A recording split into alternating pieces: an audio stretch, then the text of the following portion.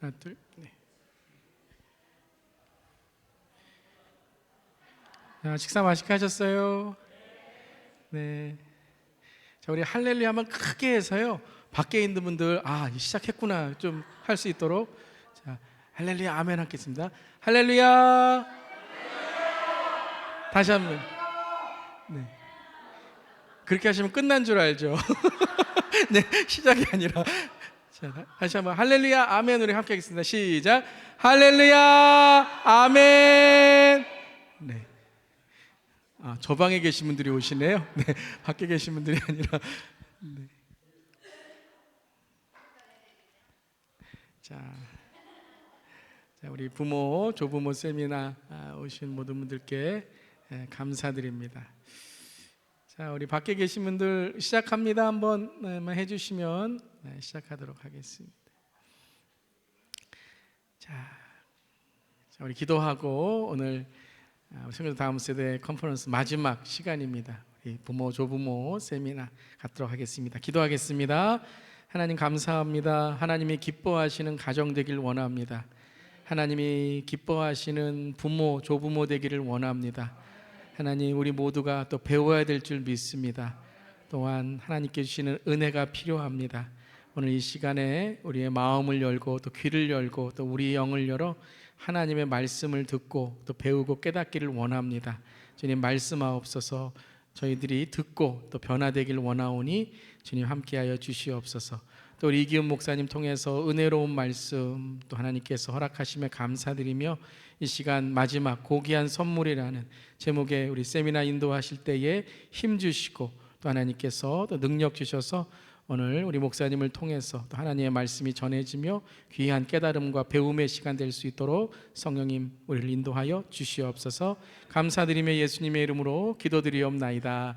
아멘. 목사님 올라오신 후에 우리 할렐루야로 목사님 힘내세요. 또 우리 하나님께 영광 돌리겠습니다. 할렐루야. 목사님 힘내세요.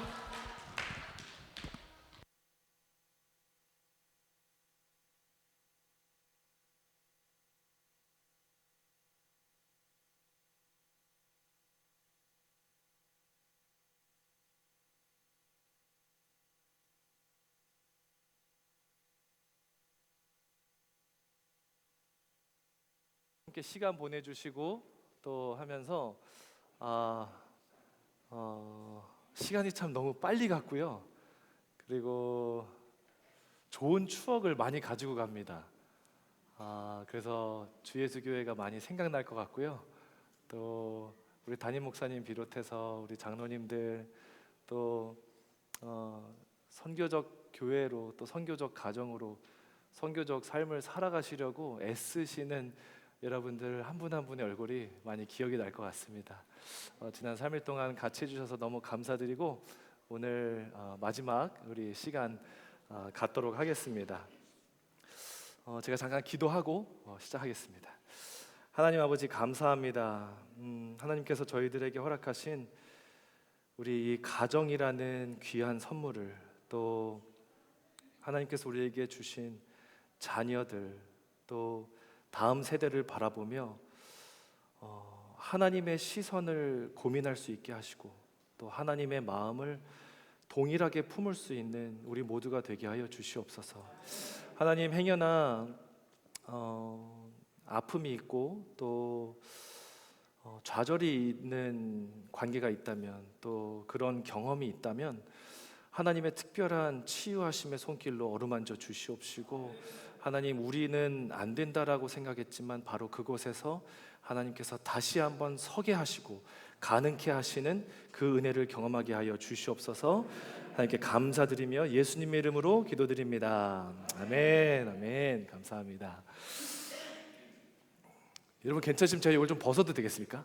예, 감사합니다. 감사합니다. 파워포인트가 되나요? 여기가 안 나오는 것 같아요.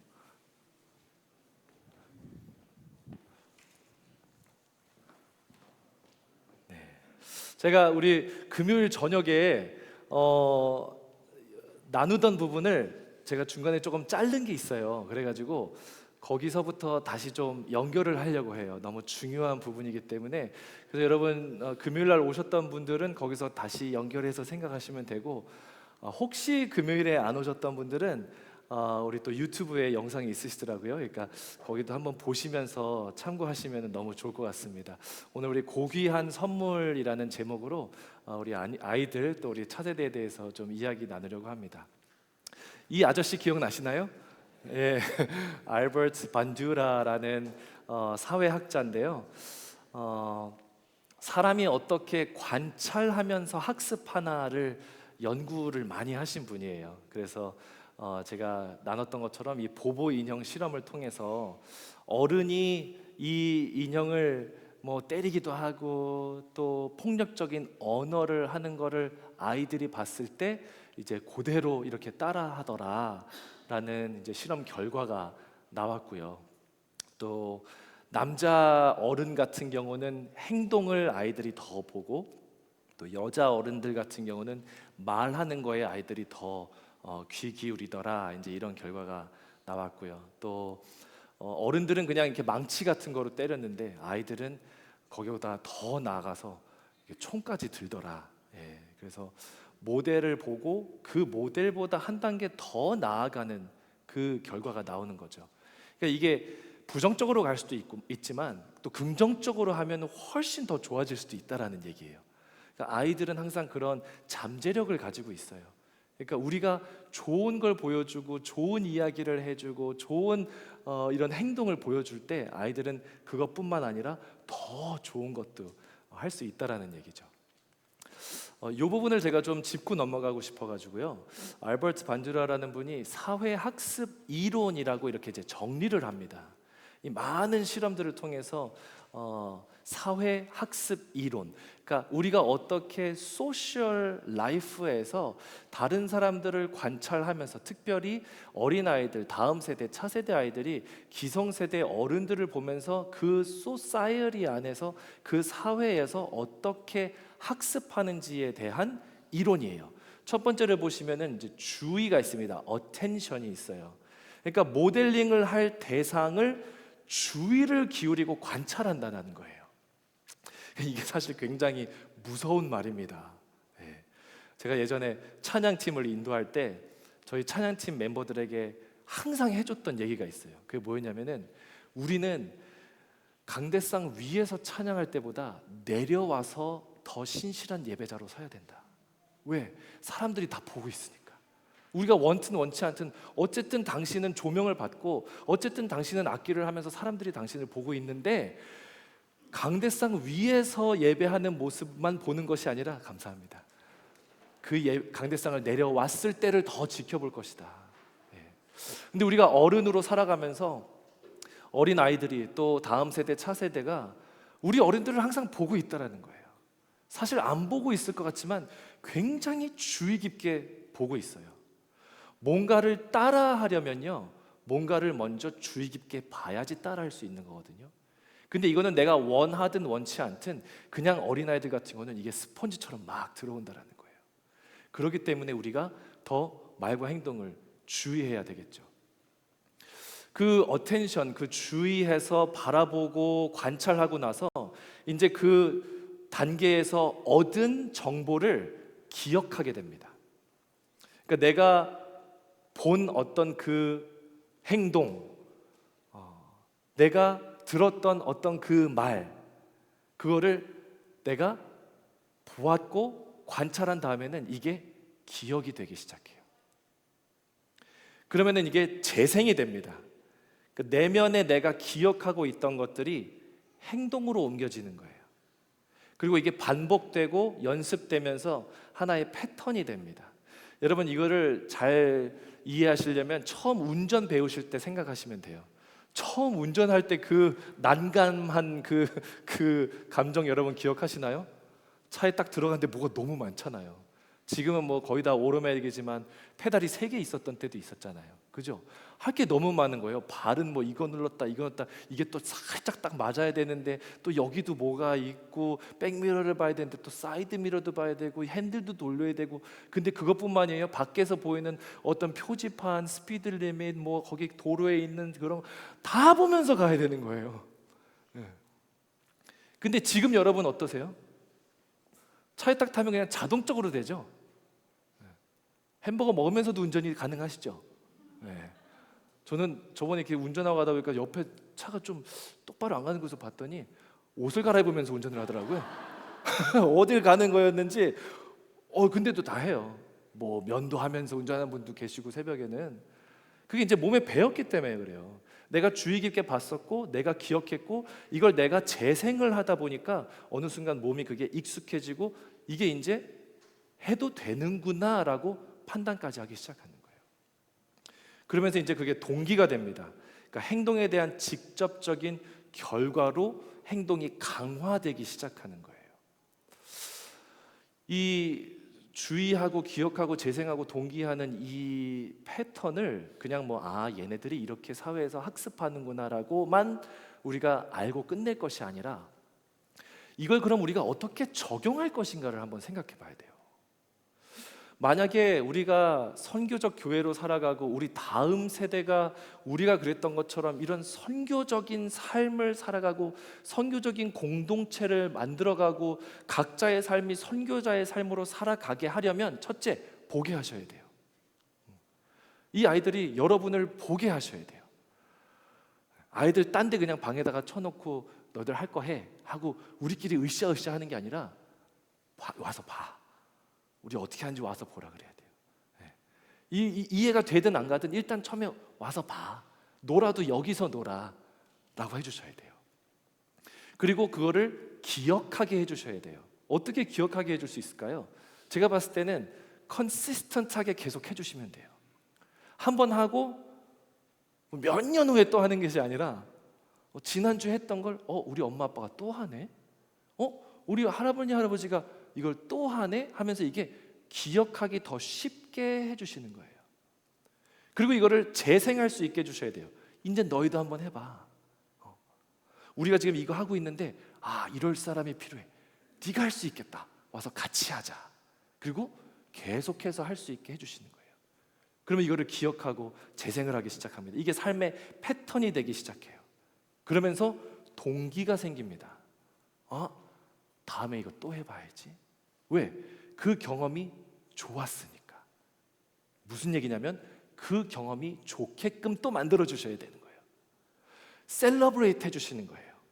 예를 들어 오늘 이렇게 우리 컨퍼런스를 하고 또 아이들도 다 와서 같이 했잖아요. 우리가 정말 이번 컨퍼런스 너무 좋았지 하면서 애들과 같이 셀러브레이트 하는 거예요. 그냥 이렇게 하면 나중에 하늘에 상금이 쌓인댄다잉? 이게 아니라 지금 셀러브레이트 하는 거예요. 얼마나 좋아요. 저는 주 예수 교회 정말 3일간 계속 놀래요. 깜짝깜짝 놀래요. 어른 예배 하는데 EM 예배도 문이 활짝 열려 있고, 시끄러 너네 문 닫고 해, 이게 아니라 오히려 방해되지 않으실까 걱정되더라고요. 그러니까 이게 같이 하는 거예요. 우리가 하는 걸 너희도 같이 할 수 있어. 우리가 하는 건 너희도 같이 했으면 좋겠어. 그리고 우리가 하는 거 너희랑 같이 오래 하면 좋겠어.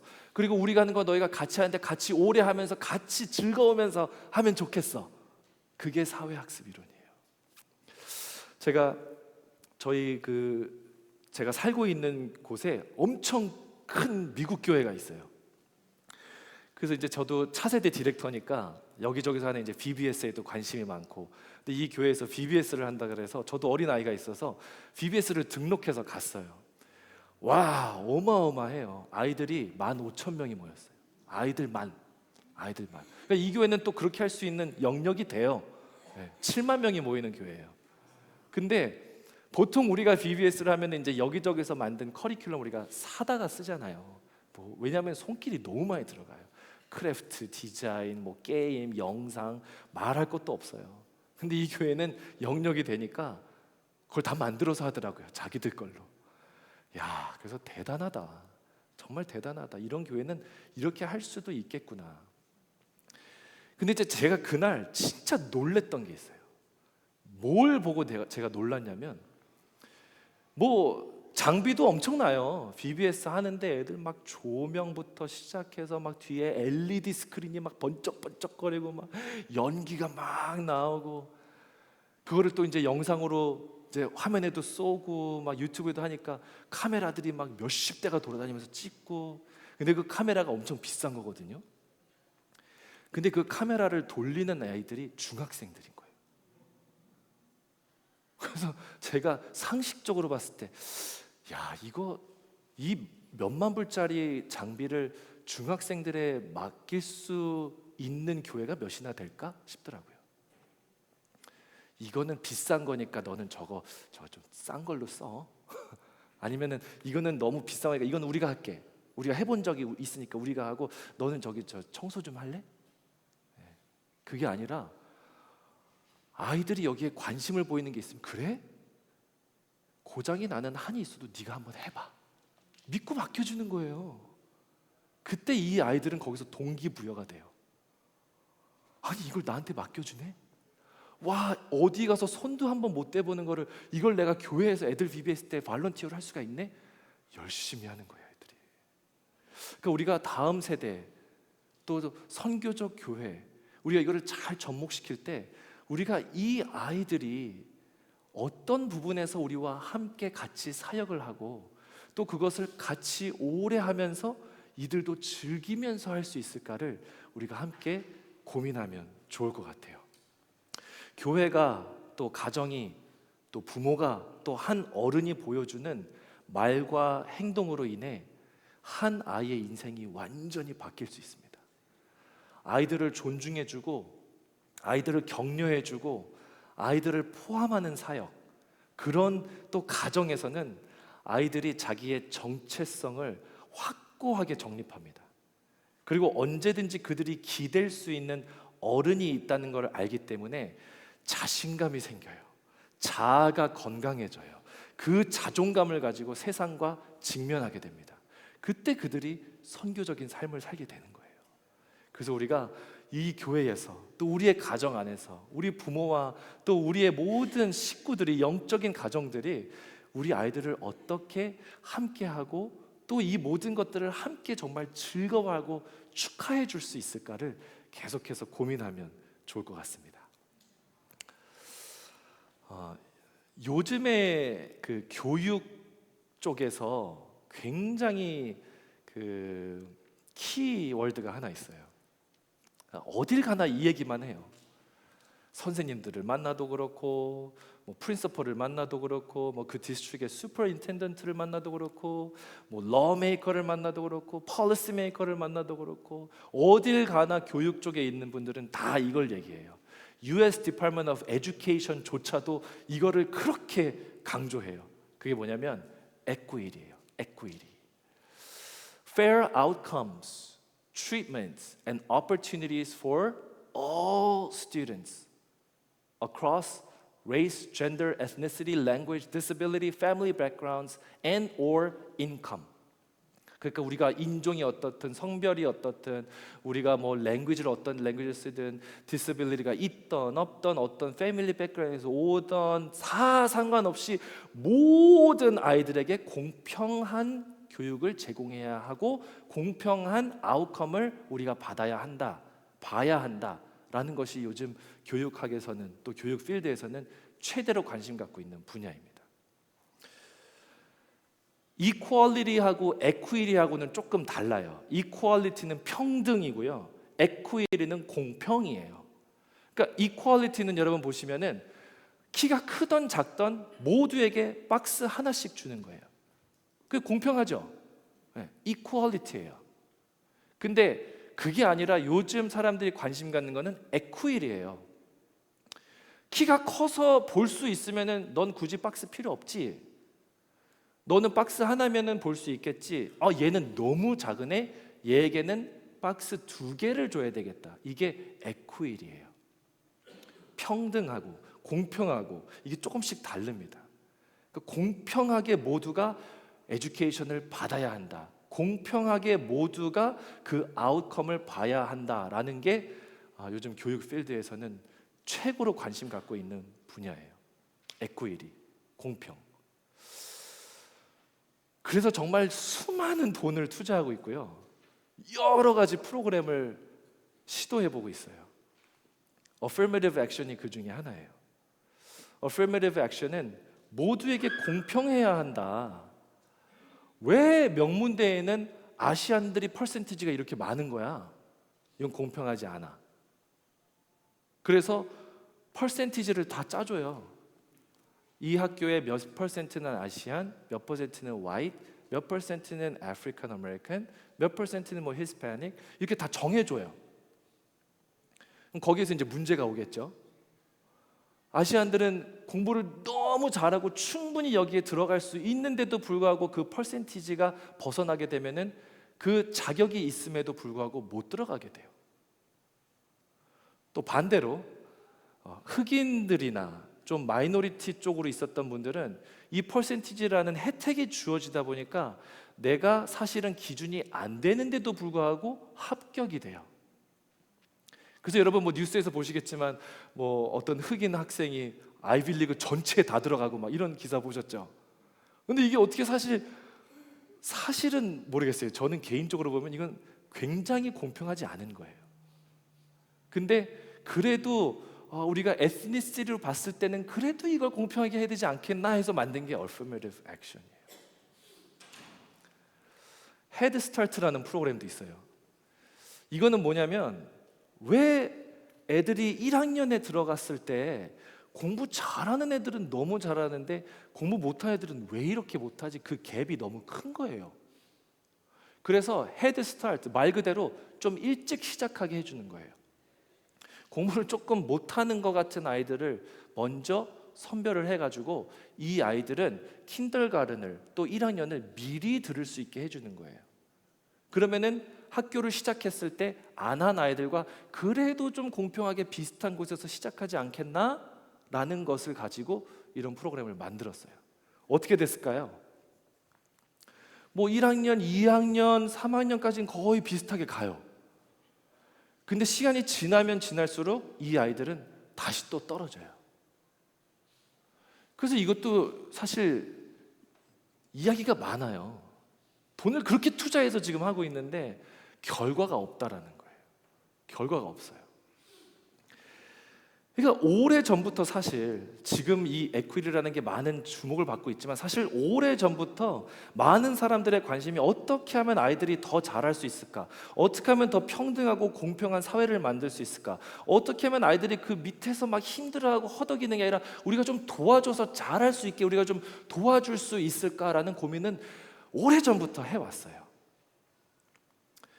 제임스 세뮤얼 콜맨이라는 이 사회학자에게 그래서 미국 정부가 엄청난 거액을 맡기면서 조사 좀 해봐라.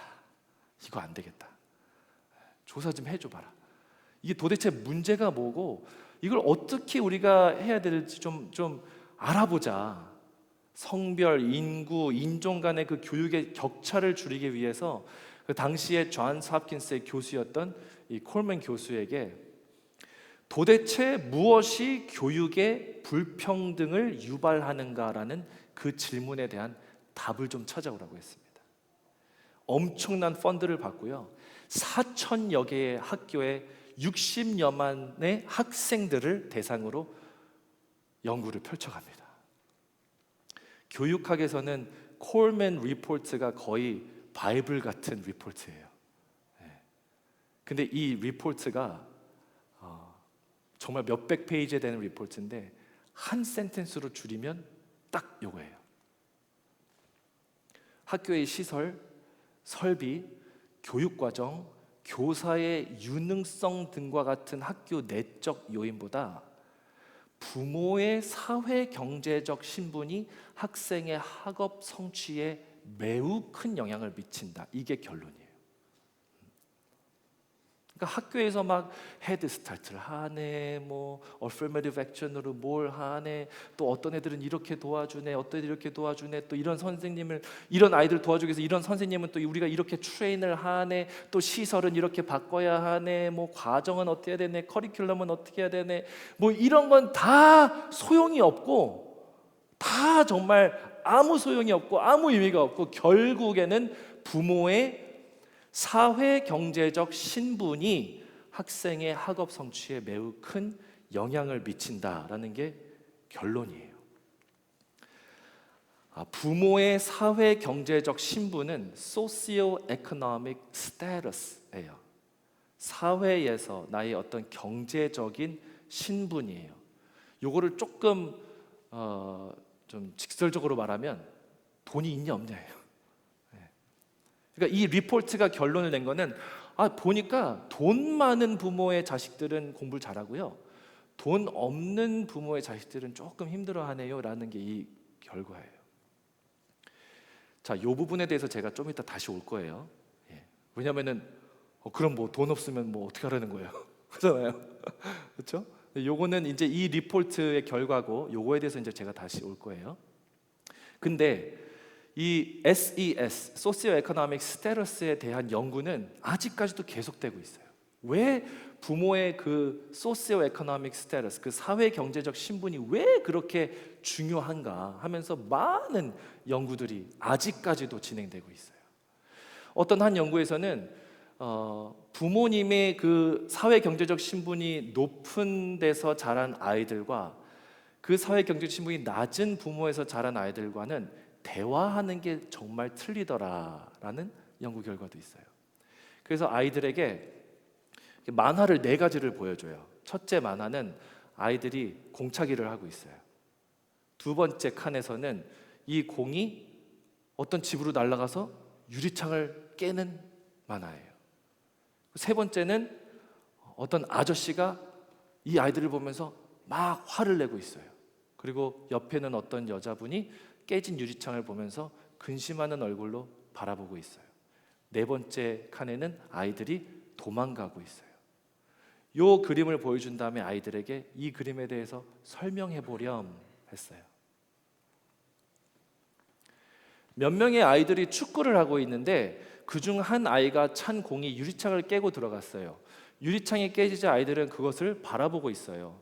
이때 한 남자가 그 집에서 나와서 아이들이 유리창을 깼다고 고함을 치자 아이들은 달아나고 주인 아주머니가 창문 밖을 내다보며 아이들을 책망하고 있어요. 요거는 하이 SES, 그 부모님의 그 사회 경제적 신분이 높은 아이들의 자녀들이 표현한 말이에요.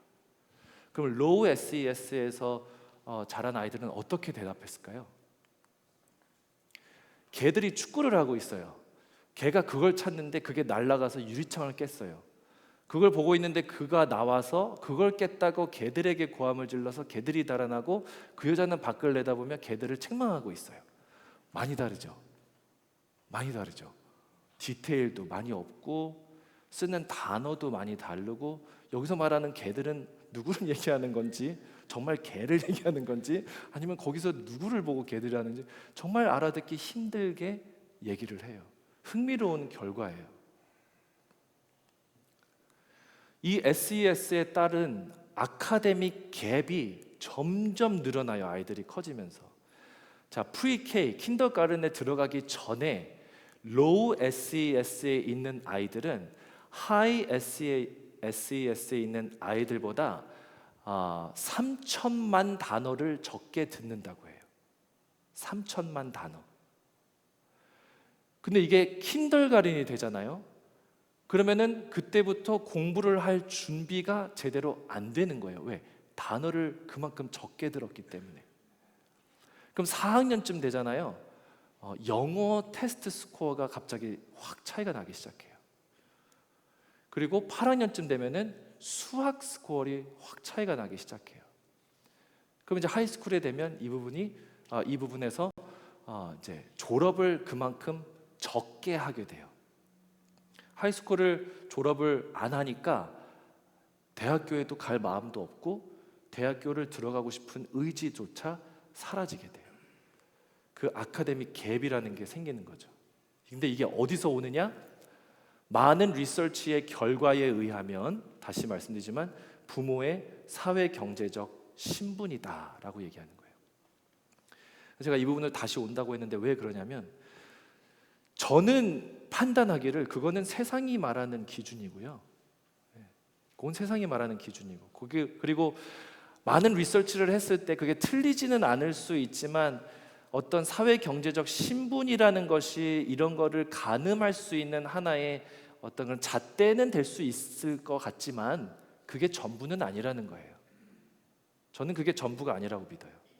뭐를 여기에서 전체적으로 이야기하는 것이냐?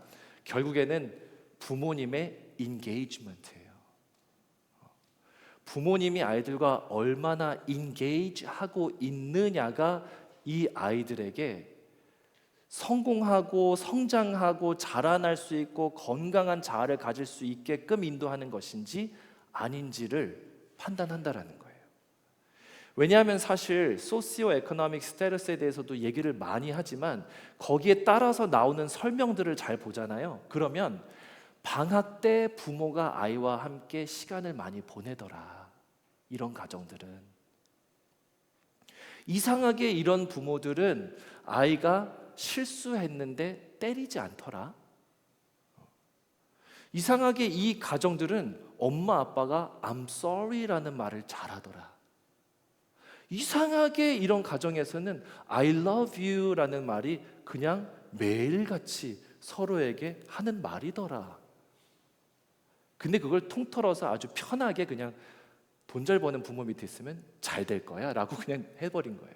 근데 이건 그렇게 우리가 판단을 지을 것이 아니고 더 깊게 들어가야 돼요. 우리가 아이들이 건강하게 자라기 위해서 또 하나님이 원하시는 다음 세대를 우리가 키워내기 위해서 부모가 또 나라는 한 어른이 이 아이들과 어떻게 지금 대화하고 있고 이 아이들과는 어떠한 공감대를 형성하고 있으며 우리가 어떤 것 때문에 같이 앉아서 뭔가를 의논할 수 있는가, 이게 훨씬 더 중요하다라는 거예요. 이게 사실 굉장히 힘든 부분입니다. 굉장히 힘들어요. 머리로는 아는데 이게 말로 나오기가 되게 힘들어요. 머리로는 아는데 이게 행동하기가 되게 힘들어요.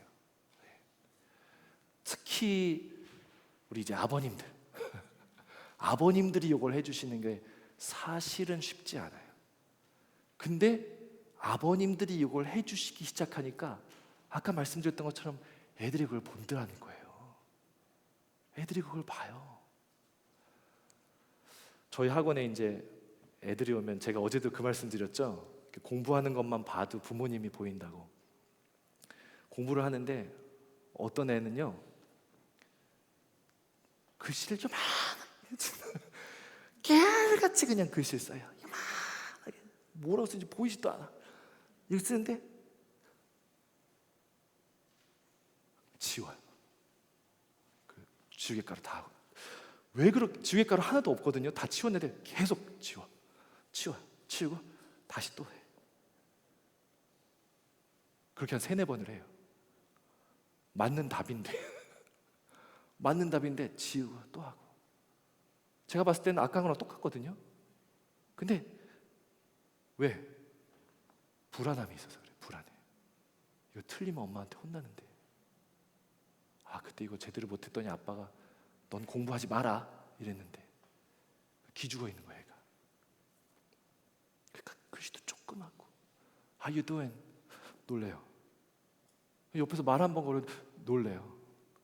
항상 긴장 상태로 사는 거예요. 나중에 부모님을 제가 좀 와보시라 그랬어요. 예상이 그냥 적중해요. 똑같아요. 제가 생각했던 거랑. 에이 뭐 우리 애가 뭐 공부해서 되겠어요? 그 자식 그거 말 되게 안 듣는데. 아버님 그렇게 말씀하시면 안 돼요. 어머니도 똑같아요. 어제 시험 봤는데 엄청 많이 틀렸죠? 어머니 그 정도 좀 틀리면 어때요? 다음에 잘하면 되지. 제가 학원 하면서 사실 부모 교육하고 있어요. 부모님들이 바뀌셔야 되거든요. 근데 어떤 애들은요 어쩜 이렇게 이런 이상한 답을 냈는지 몰라. 근데 그냥 자신 있게 써요. 하고 짠 내밀어요. 이거지? 맞지? 틀렸어. 다시 해. 오케이. 다시 해요. 와, 너는 어째 이렇게 자아가 건강하냐? 또 궁금해서 부모님 와보시라 그래요. 만나자마자 How are you? How was your day? 우리 이거 끝나고 가서 아이스크림 먹자. 애들이 그냥 막 자신감이 뿜뿜 나오는 거예요. 아이들이 그냥 공부 잘하고 못하고 지금 이런 데이터는 그냥 정말 아무것도 아니고요. 정말 하나님이 원하시는 그 하나님의 형상을 회복하면서 이 아이들이 어떠한 상황에서도 악을 선으로 이기면서 선교자의 삶을 살아갈 수 있도록 그럼 내가 어떻게 해야 하는가? 부모가 어떻게 해야 되는지가 굉장히 중요해요. 아, 요즘 좀 좋은 학군에 좋은 우리 학교 갔으니까 우리 선생님들 잘하겠지? 이거 돈 주고 이것도 사립학교 보냈는데 잘하겠지? 죄송하지만요, 다 소용없어요. 다 소용없어요. 아무리 정말 빈민촌에 쓰러져가는 학교를 가도요, 선생님의 레벨이 너무나 바닥이어도요, 부모님이 집에서 잘해주시면 이 아이는 거기에서 공부 잘할 수 있어요. 반대로 돈을 많이 갖다 내면서 프라이빗 스쿨을 다니고 막 그렇다 하더라도, 그리고 거기 있는 선생님들이 다 막 PhD가 있고 막 박사고 하더라도 집에서 부모와 자식의 관계가 올바로 서 있지 않잖아요. 이 아이의 결과는 안 좋을 수 있어요. 제가 되게 좋아하는 그 만화 스트립인데 1960년대만 해도 애가 공부를 못하면은 애한테 소리 질렀어요. These grades are terrible. 이거 어떻게 된 거야? 그러니까 이게 그냥 애한테 뭐라 그러는 게 아니라, 야, 이거는 우리가 어떻게든 해결해야 되겠다, 이거예요. 2010년을 보세요. 아이의 표정을 좀 보세요. 아이의 표정. 이거는 부모 따라하는 거예요.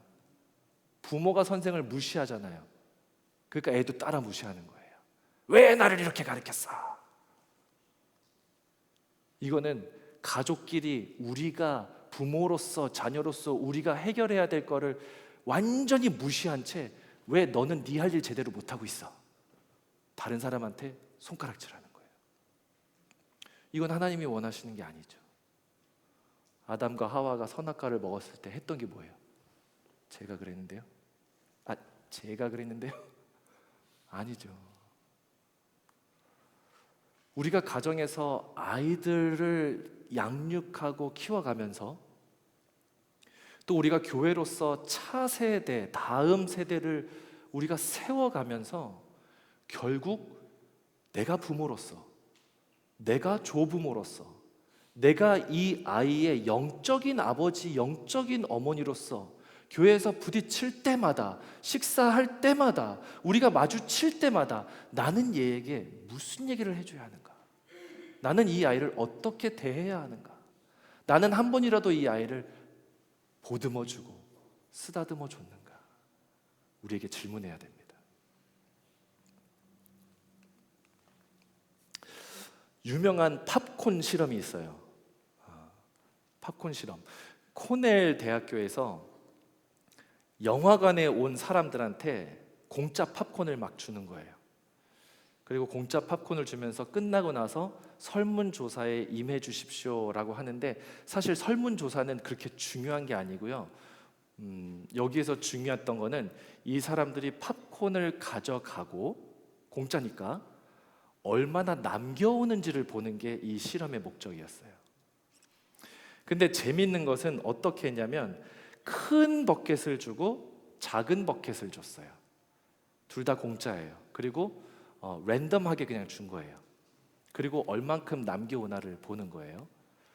이 실험을 했던 이유는 뭐였냐면, 왜 미국 사람들은 이렇게 비만이 많을까라는 질문으로 이 팝콘 실험을 시작하게 된 거예요. 사람들이 팝콘을 먹고 이제 그거를 설베이를 하기 위해서 자기들이 이제 설베이 해야 된다고 생각하니까 오면서 남긴 팝콘을 이제 거기다 두고 갑니다. 근데 큰 버켓이든 작은 버켓이든 둘 다 너무 커서 어쨌든 피니시는 못하는 사이즈예요. 근데 작은 버켓을 받은 사람보다 큰 버켓을 받은 사람이 53%를 더 먹었더라는 거예요. 21번 평균적으로 더 손이 갔고, 그래서 173 캘로리를 더 먹은 격이 됐어요. 그래서 이 사람들이 내린 결론이 그거예요. 왜 비만이라는 게 있을까? 양을 많이 가져갔기 때문이에요. 심플하죠.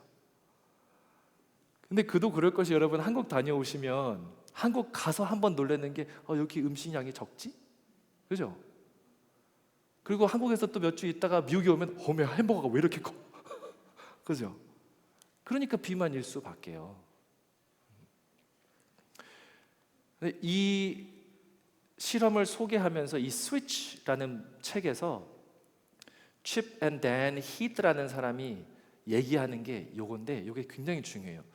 What is usually seen as a people problem is actually a situation problem. 사람이 문제가 아니더라 하는 거예요. 상황이 문제였지. 저는 이게 너무 중요한 것 같아요.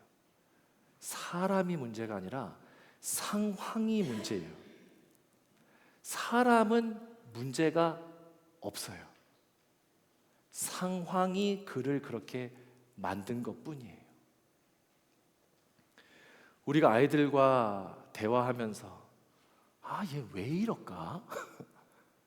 얘 누구 닮아 이렇게 말을 안 듣지? 누구 닮았을까요? 네. 그리고 계속 그냥 얘한테 손가락질하게 되고, 너는 왜 이렇게 문제가 있지?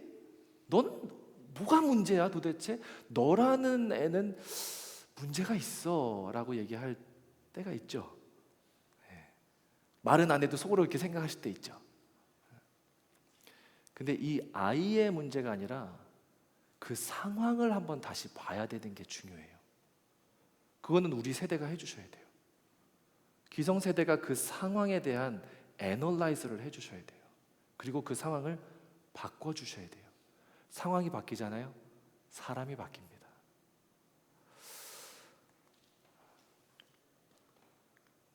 이거 뭔지 아세요? 클락기라는 알람 시계예요. 근데 이 녀석이 얼마나 재밌냐면, 알람이 울리잖아요. 알람이 울려서 스누즈 하죠. 끄잖아요. 그럼 얘가 달아나요. 딴 데 가 있어요. 그럼 5분 있다 또 알람이 울려. 그럼 다시 스누즈 하려는데 얘가 없어. 그럼 얘 찾아야 돼요. 그럼 어떻게 해야 돼요? 일어나야 되잖아요. 여러분 보세요. 전날 힘들게 일하고 왔어요. 전날 힘들게 일하고 와서 그 다음날 일어나기 싫은 거, 그 사람의 잘못이에요?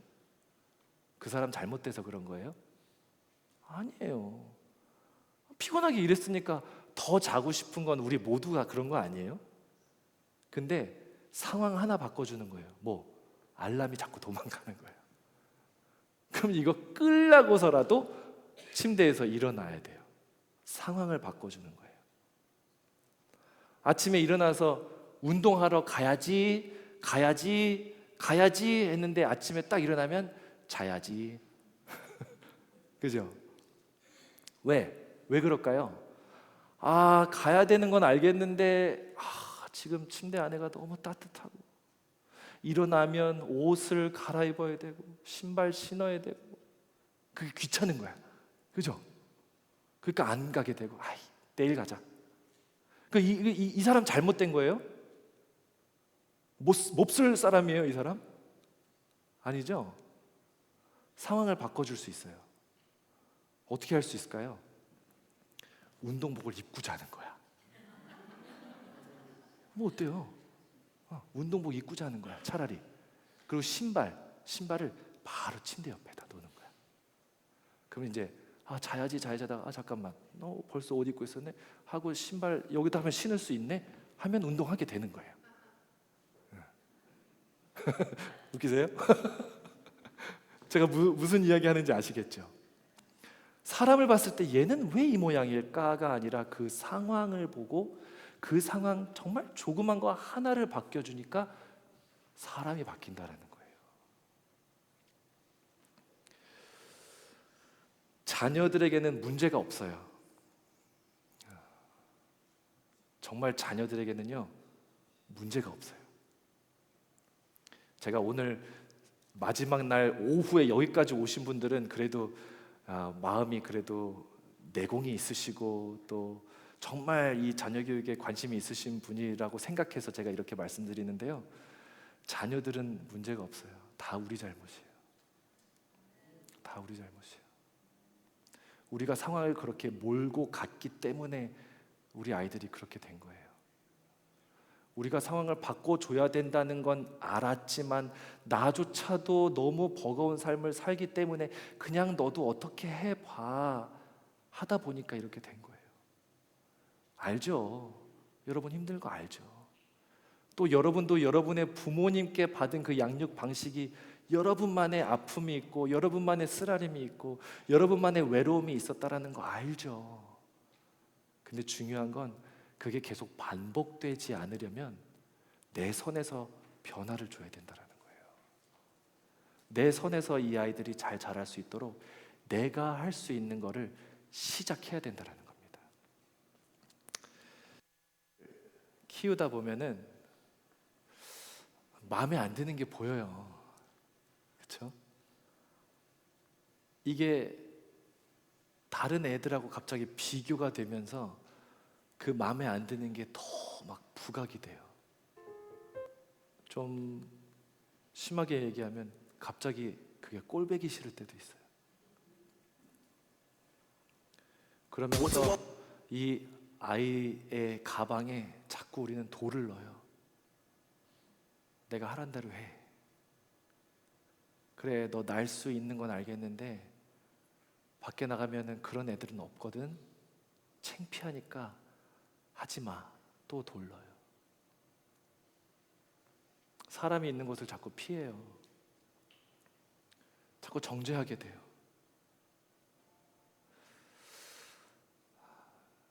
근데 어느 순간 우리가 이 아이가 가지고 있는 그만의 어떤 그 하나님이 주신 특별함, 그 고귀함, 우리가 그거를 볼 수 있을 때 우리 아이에게 입혔던 그 무거운 가방을 우리가 대신 벗겨줄 수 있는 거예요. 그리고 세상 사람이 내 주위에 있는 사람은 왜 저래 하고 손가락질 할지 모르겠지만 이 아이 한 명에게는 괜찮아, 날아봐, 내가 널 응원할게, 그래 줄 수 있다면, 그래 줄 수 있는 한 명만 있다면, 그러면 우리 아이들 건강하게 자랄 수 있어요. 저는 저와 여러분이 그런 어른이 될 수 있기를 간절히 기도합니다. 여러분들, 이 세미나가 하나의 세미나로 끝나는 것이 아니라 오늘 끝나고 가정에 갔을 때 또 눈에 보이는 그 우리 자녀들, 우리 손자 손녀들, 또 우리 교회에 있는 다음 세대들을 보면서 이 아이는 하나님이 주신 선물이 뭘까? 행여나 학교에서 치여가지고 가방에 돌 들고 오진 않았을까? 행여나 이 세상 살아가면서 치여가지고 자기가 하나님의 아들, 딸인 것도 자꾸 잊어버리고 이렇게 날 수 있는데 그거 자꾸 잊어버리고 기죽어서 어깨 푹 내리고 그냥 걸어가는 건 아닐까? 얘 가방에 돌 없나? 돌 있으면 내가 빼줘야지. 이 돌 있으면 내가 하나라도 빼줘야지. 다는 아니어도 하나라도 내가 빼줄 수 있다면 내가 해줘야지. 그럴 때 우리 아이들이 아름답게 성장할 수 있습니다.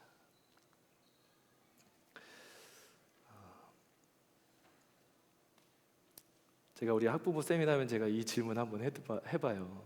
여러분, 자녀를 왜 낳았어요?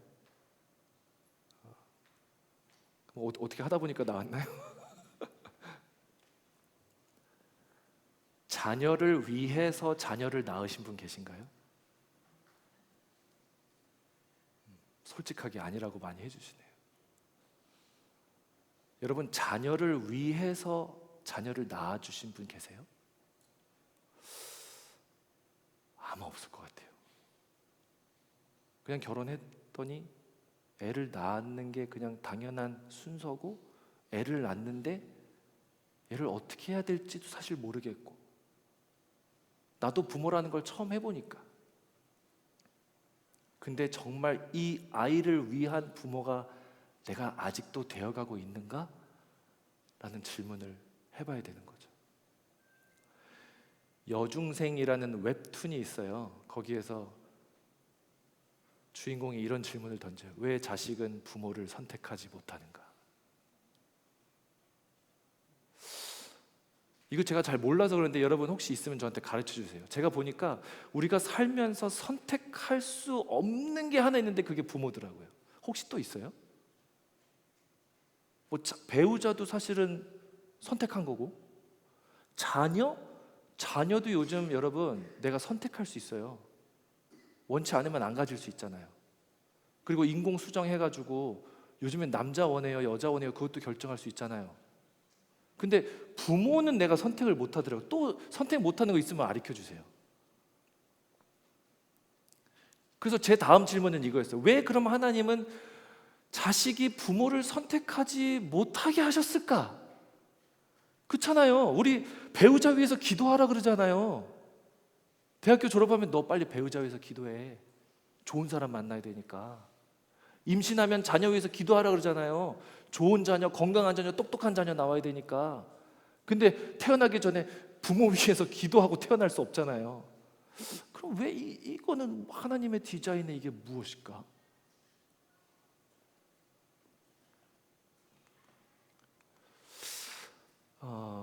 이거에 대한 나름 해답을 제가 시편 127편 3절에서 찾아요. 보라, 자식들은 여호와의 기업이요 태의 열매는 그의 상급이로다. Children are a gift from the Lord. They are a reward from Him. 이거를 그냥 이렇게 딱 들었을 때 느끼는 거는, 아, 부모에게 하나님이 자녀를 상급으로 주시는구나 라고 해석할 수 있죠. 근데 여기를 조금 더 깊게 들어가서 자식이 부모를 선택하지 못하는 것까지 우리가 생각을 했을 때는요, 자 보세요. 하나님이 이 선물이라는 자녀를 여러분에게 맡겨드릴 때는 여러분들에게 선물을 주시는 거예요. 고귀한 무엇이 있는데 하나님이 이게 나한테 선물이래요. 그러면은 이 귀한 거를 아무한테나 맡길까요? 이건 내가 너한테 주는 선물이야 라고 하면서 뭐 비닐봉지백에 줘요? 아니죠. 선물은 싸고 이쁘게 하고 해서 주는데 그 이유가 여러분이 이 선물을 잘 take care 할 거라는 믿음이 있기 때문에 주는 거예요. 그죠? 안 그러면 안 주죠. 돈 아깝게. 왜 귀한 선물을 줘요? 여러분들이 보자마자 아이 뭐야 이거 버려버릴 거면. 하나님이 자녀는 너에게 주는 귀한 선물이다라는 거는 이 귀한 선물을 내가 너에게 믿고 맡길게 라는 말씀이에요. 왜? 여러분을 믿으시니까. 여러분이 이 아이를 잘 양육하고 키울 수 있다라고 하나님은 믿으시기 때문에 그래요. 그래서 선물을 주시는 거예요. 어쩌면 여러분 뭐 벌써 아이를 다 키우시고 장가 시집 보내시고 손주 보시고 그런 연령대에 계신 분도 계실지 몰라요. 여러분들을 믿으시기 때문에 손자 손녀를 주신 거예요. 또 여러분들을 믿으시기 때문에 주 예수 교회로 보내신 거예요. 왜? 이 교회는 다음 세대를 책임지겠다고 말하고 있어요.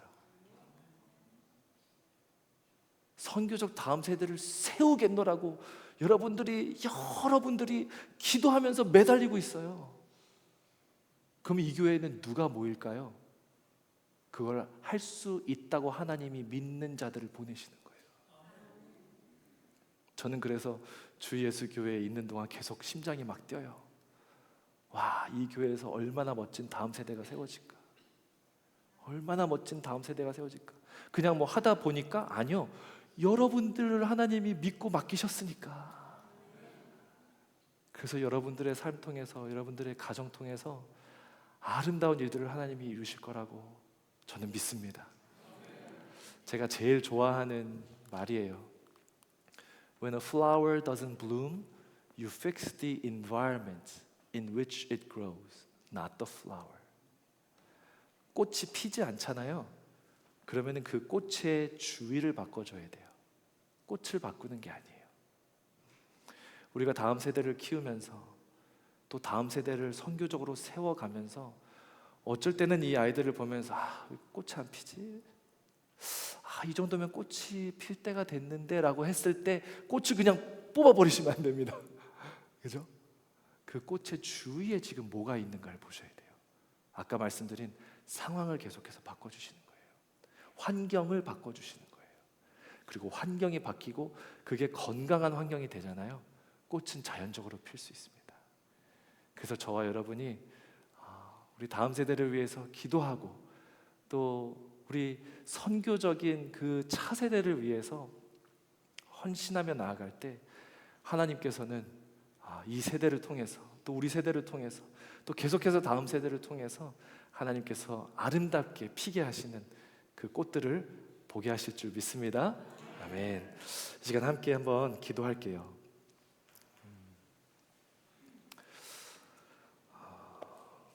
저는 이 시간에 기도하면서 여러분들 좀 인커리지 해드리고 싶어요. 부모라는 것, 저도 한 아이의 부모이긴 하지만 쉬운 게 아니더라고요. 머리로는 아는데 말이 안 되고, 머리로는 아는데 그게 행동이 안 되더라고요. 어떻게 해야 되는지는 다 알겠는데 그게 쉽지 않더라고요. 나도 내가 고투를 해야 되는 일들이 있고, 나도 하나님 앞에서 아직 해결되지 않은 그 정크가 있는데 이 아이를 그렇게 퓨어하게 키워간다는 게 쉽지 않더라고요. 그래서 여러분, 오늘 이 시간 기도하실 때 하나님의 은혜를 구하십시다. 왜냐하면 우리가 할 수 있는 게 아니에요. 하나님은 우리를 하나의 도구로 사용하실 뿐, 정말 개입하시고 정말 이 일들을 이루어 가셔야 하는 분은 우리 하나님이세요. 그래서 여러분, 이 시간 함께 기도하실 때 하나님 은혜를 구합니다. 내가 할 수 있는 것이 아니고 하나님의 개입하심이 필요하고, 하나님의 지혜가 필요하고, 하나님의 힘이 필요하고, 하나님의 능력이 필요하고, 하나님의 말씀이 필요하고, 하나님의 회복하심이 필요하고, 하나님의 고치심이 필요하고, 하나님 우리 가정에 그 성령의 충만하심을 부어주셔야만 가능한 것이고, 나는 온전히 하나님의 도구로만 사용될 뿐, 하나님께서 원하시는 그 우리의 가정에, 우리 자녀들에게, 또 우리 교회 가운데, 또 이 지역 사회에 하나님이 꾸시는 그 꿈이 아름답게 펼쳐질 수 있기를, 그 은혜가 내 삶과 우리 가정과 우리 교회 가운데 임할 수 있기를 우리 다 같이 한번 한 목소리로 마음 모아서 주여 한번 부르고 기도하겠습니다. 기도합니다. 주여! 주님, 그렇습니다. 하나님, 오늘 이 시간 하나님 우리에게 말씀하여 주시옵시고, 하나님 나의 삶 가운데 하나님 역사하실 수 있으시고, 하나님 나의 삶 가운데 부족함을 하나님 풍족함으로 바꿔주실 것이고, 하나님 나의 삶 가운데 불가능이라고 여겼던 것을 가능하게 주님은 바꿔주실 것이고, 하나님 무너졌던 것들을 다시 세우실 것이고, 하나님 부러졌던 것들을 다시 붙이실 것이고, 하나님 회복되어져야 될 것들은 다시 회복하실 것이기에 주님을 찬양하고 주님의 은혜를 구하며 나아갑니다. 하나님 우리 자녀들에게 한 사람 한 사람에게 하나님의 그 은혜가 임하게 하여 주시옵소서. 하나님 우리 가정 가운데 하나님의 은혜가 임하게 하여 주시옵소서. 하나님 주 예수 교회에 하나님의 놀라운 은혜와 성령의 충만하심이 임할 수 있도록 주께서 역사하여 주시옵소서. 그래서 하나님 우리가 선교적인 교회를 세워가고 선교적인 다음 세대를 세워갈 때에 하나님 우리 부모님들이 조부모님들이 세우신 그 믿음의 유산이 우리 자녀들에게 고스란히 넘겨질 수 있게 하여 주시고, 하나님 우리가 그랬던 것보다 훨씬 더 크게, 훨씬 더 많이, 훨씬 더 큰 하나님의 그 영광을 나타낼 수 있는 우리 귀한 자녀들 될 수 있도록 주께서 역사하여 주시옵소서. 하나님, 우리 이제 삶의 터전으로 돌아갑니다. 하나님, 그곳에서 하나님께서 원하시는 방법대로 살아갈 수 있게 하여 주시옵시고, 하나님의 지혜를 우리들의 삶 가운데 주시옵시고, 하나님, 서로가 서로를 격려하며, 하나님, 부부가 서로를 사랑하며, 하나님, 우리가 자녀를 위하여 그들을 존중하며 그들을 격려하며 그들을 보듬으며 나아갈 수 있도록 주께서 역사하여 주시옵소서.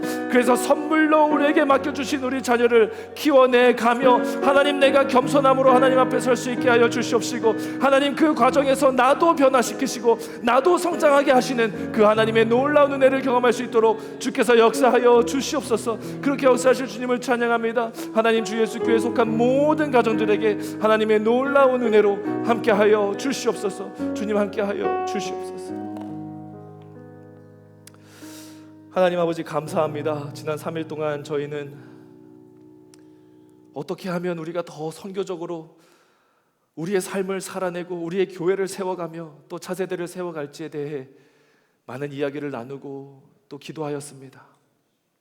이것이 하나님이 우리에게 주신 사명이기에 하나님, 저희가 하나님 앞에 더욱더 무릎 꿇고 겸손한 마음으로 하나님의 뜻과 하나님의 지혜를 구합니다.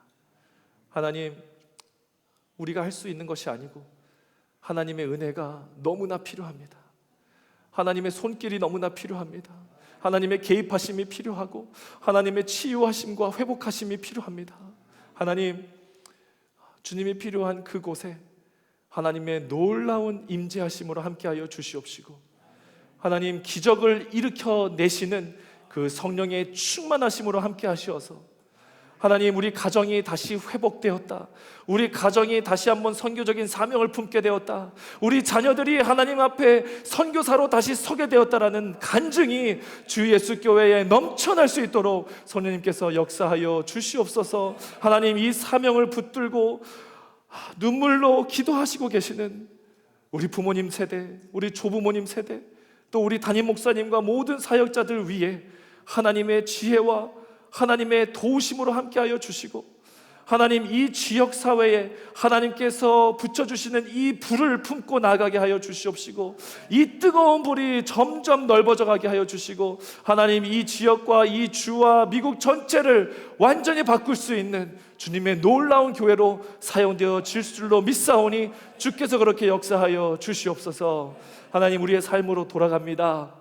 하나님, 먼저 가주시고 하나님, 우리가 하나님의 뜻대로 살아갈 수 있는 기회들을 준비시켜 주시고, 하나님, 그 기회가 우리에게 주어졌을 때 겸손함으로 하나님의 말씀을 가지고 살아내고야마는 우리 귀한 성도님들 될 수 있도록 주께서 축복하여 주시옵소서. 감사드리며 예수님의 이름으로 기도드립니다. 아멘.